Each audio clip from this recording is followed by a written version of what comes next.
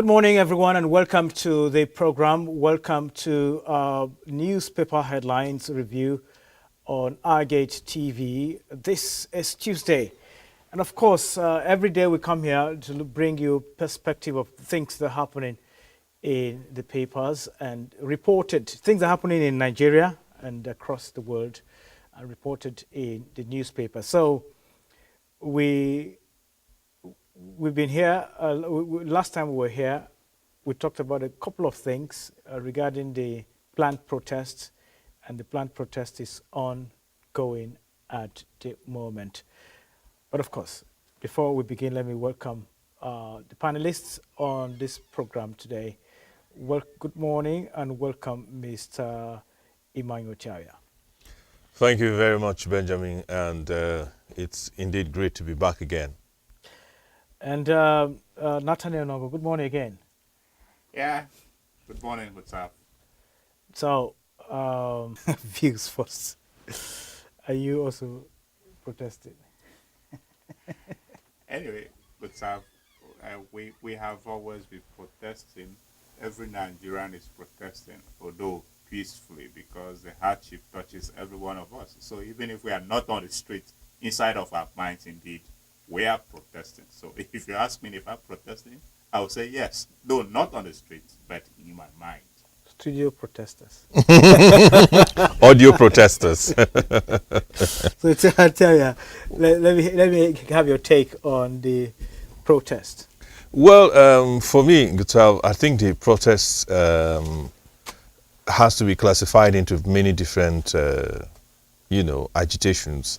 You can see that of recent, in the past few days, today is day 6, elements like the display of Russian flags and, people looting public property and others using the hunger protest as a vehicle for their own previous agitations that have nothing to do with what others are thinking the protest is all about, has given some of us cause for concern that different agendas and ideologies have begun to infiltrate the protest. Okay, let's begin and begin with the first newspaper. Our first newspaper today is the Punch newspaper, and it carries the banner headline, Hunger Protests. Military talks tough as pro-Russia rallies spread. The writer says DHQ hunts protest sponsors. Governors summon emergency security meetings. The other writer says Russia disowns protesters. Police arrest over 30. More northern states declare curfew. And just above the nameplate, you have why fuel importers will frustrate Dangote. That's coming from Obasanjo. Fuel queues to clear as loading resumes at depots. And blackouts as national grid collapse again. And just the bottom of the newspaper there, you have FG further. DPP indicates indicts police inspector. And you have riots, Nigeria, Indonesia, Australia warn citizens about travel to UK. Just the picture there, you have the world. But let's look at the banner headline. Hunger protest. Military talks tough as flags of Russian flags started coming up while the protests were going on in parts of the country, Kano and Kaduna as well. It's not the military is coming up and saying this is actually not correct. Yes, Mustafa, it's really disturbing the dimension this protest is taking. The protest originally was conceived to be a protest against bad governance and hunger, as it is rightly hashtagged, and bad governance and hunger.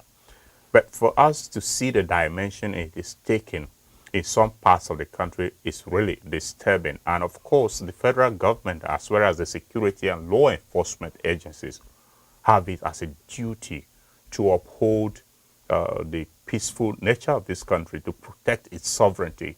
It's really disturbing to see that protesters in some parts of the country are already flying the Russian flag.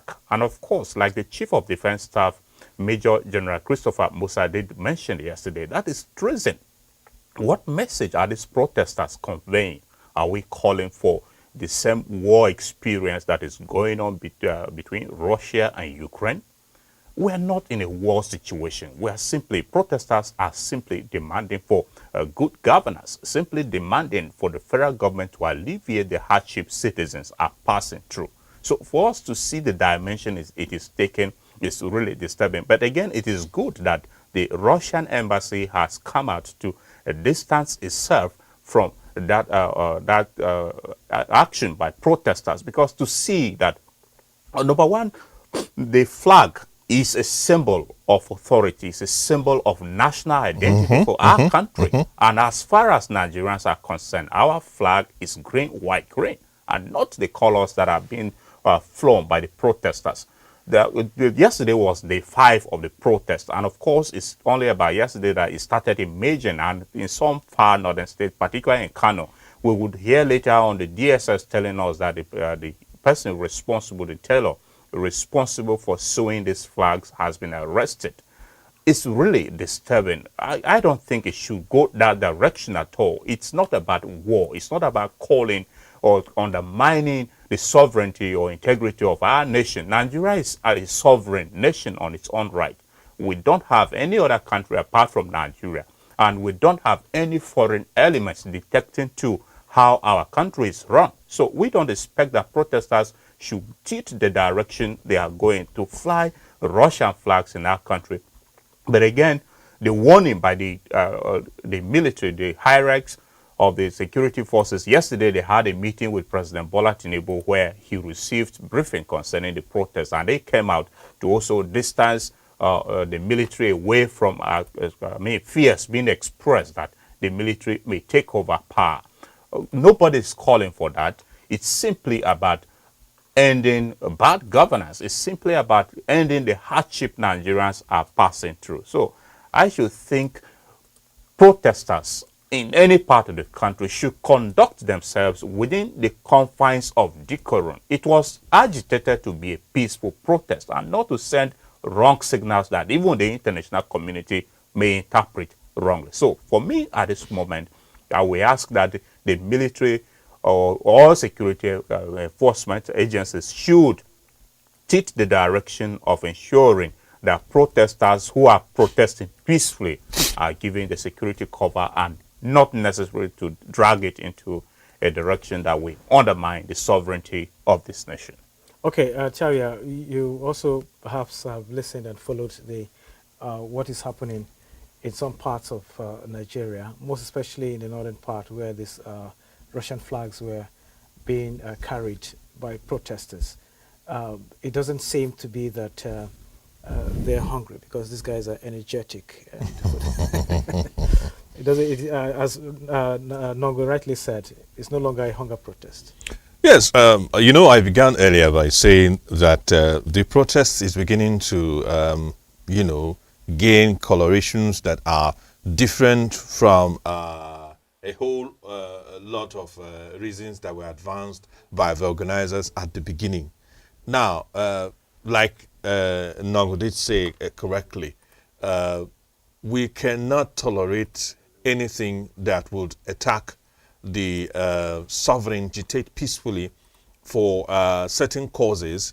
We cannot allow such agitations to begin to, show the hands of foreign influence. There is no smoke without fire somewhere.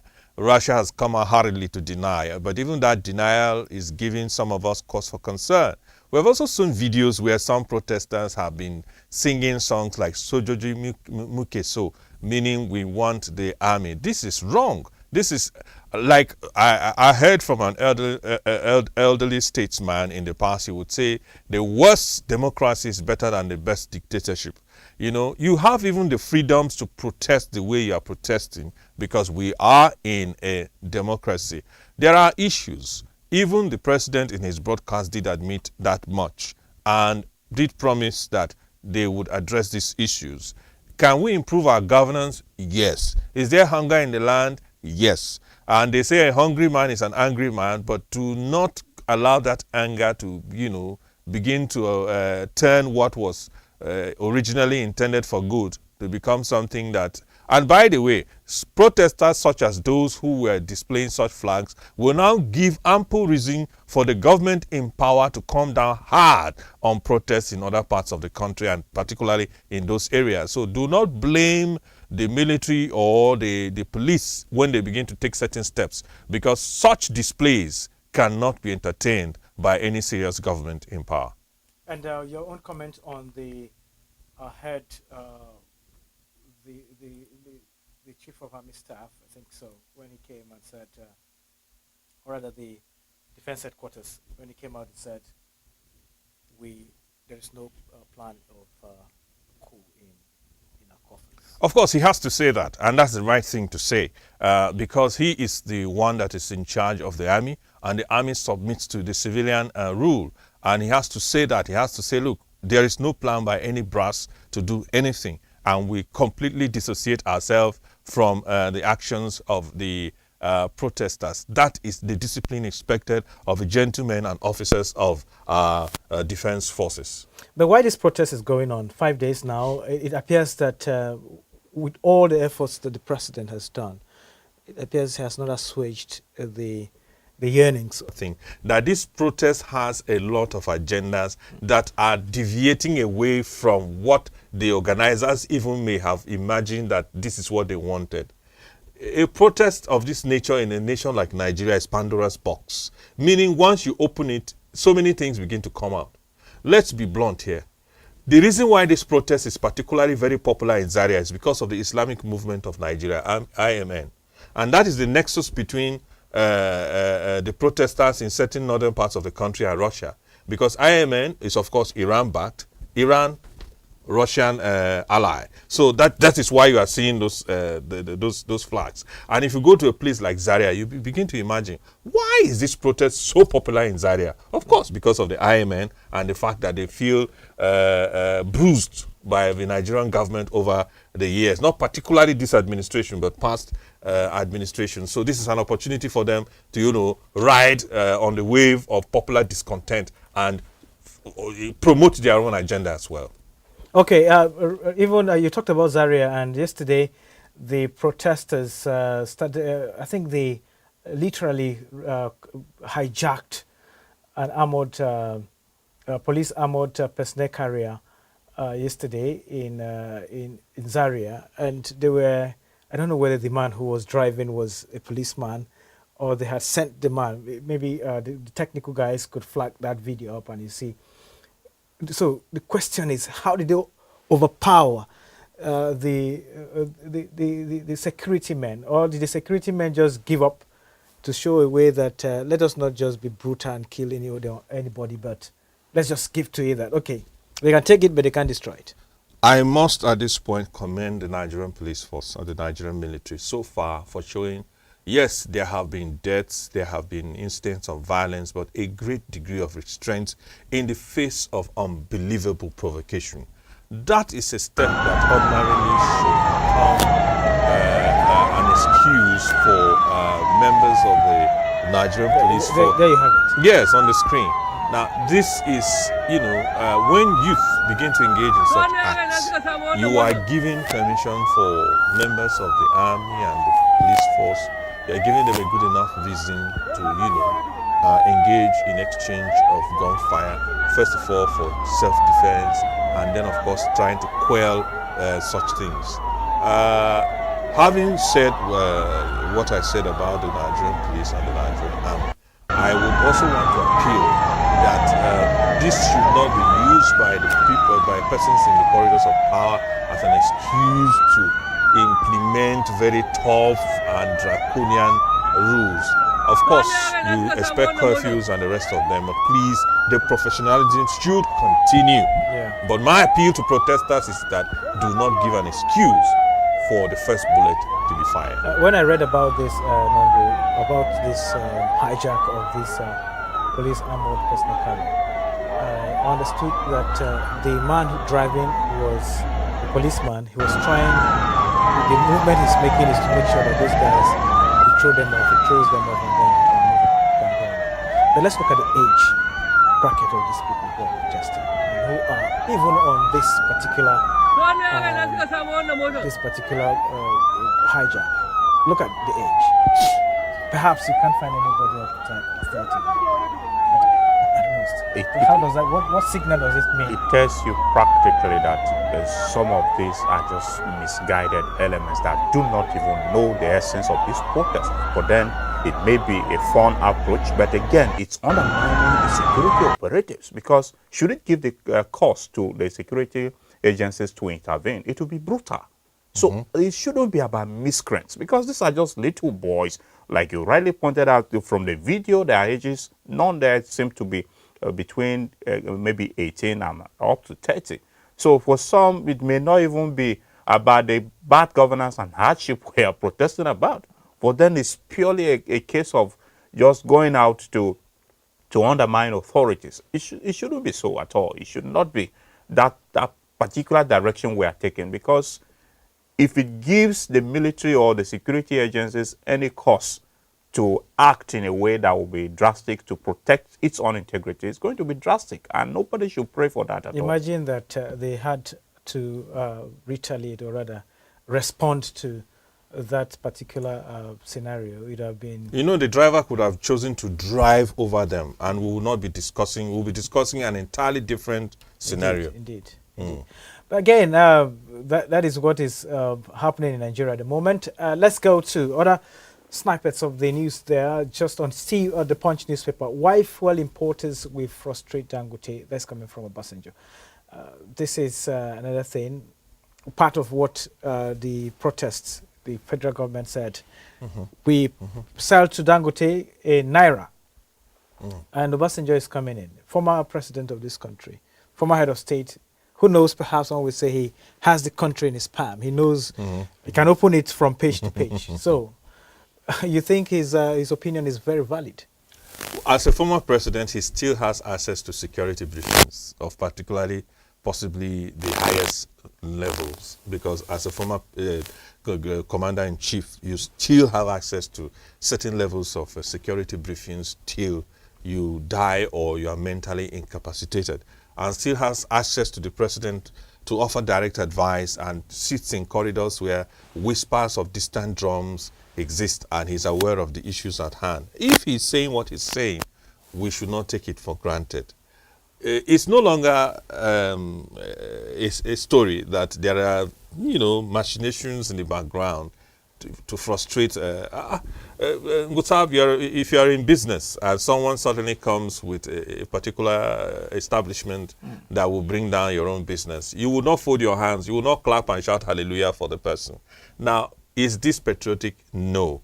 It is the duty of the government to ensure that when they hear things like this, or they know things like this exist, then as the government, you do what is best for the citizens, not for certain cabals and interests. Yes, there are, moves on ground. Like, for instance, you have situations where certain multinational distributors have deliberately decided not to buy produce from Dangote refinery. You have certain persons sponsoring media reports like Dangote diesel is dirty, outright lies that have been proven otherwise. We are not PR personnel for the private refinery, but if we see the truth, we say it. And of course, I don't want to go into certain details, because I might have to start mentioning names. Okay. Let's look at it now from this angle. Federal government says sell to Dangote